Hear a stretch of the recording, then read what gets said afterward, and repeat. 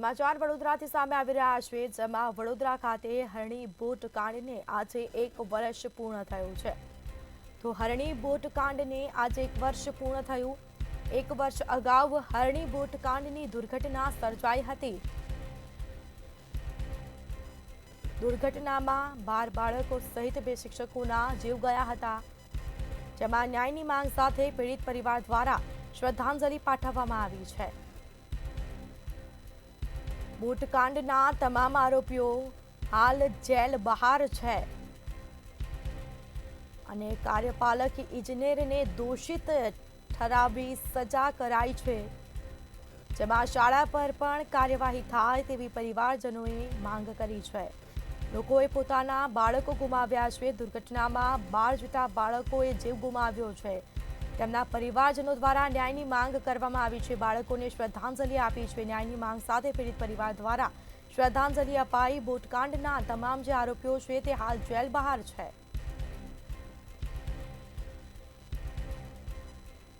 તો વડોદરામાં હરણી બોટકાંડને આજે 1 વર્ષ પૂર્ણ થયું।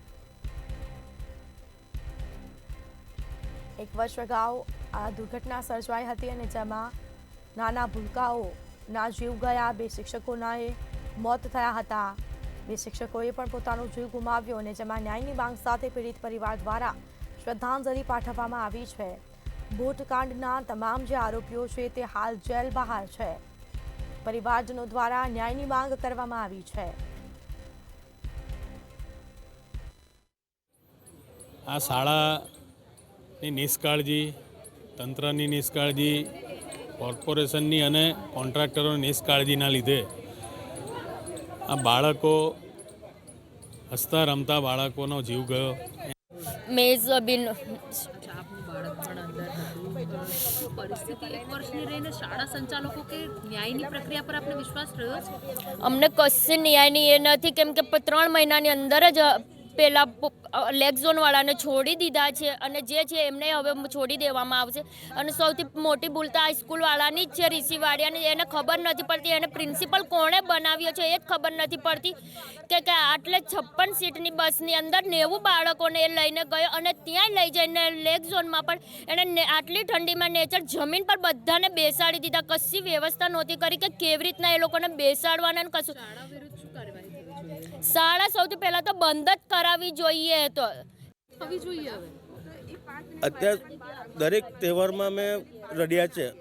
મેં છેલ્લા તો એના નામના મેં તો ફટાકડા બી નાના છોકરાઓ, ગરીબ છોકરાઓને વેચ્યા છે, કારણ કે અમે તો કોઈ તહેવાર નહીં કરી શકતા, પણ કોઈ ગરીબનો તહેવાર થાય એવો અમે વિચારીએ છીએ।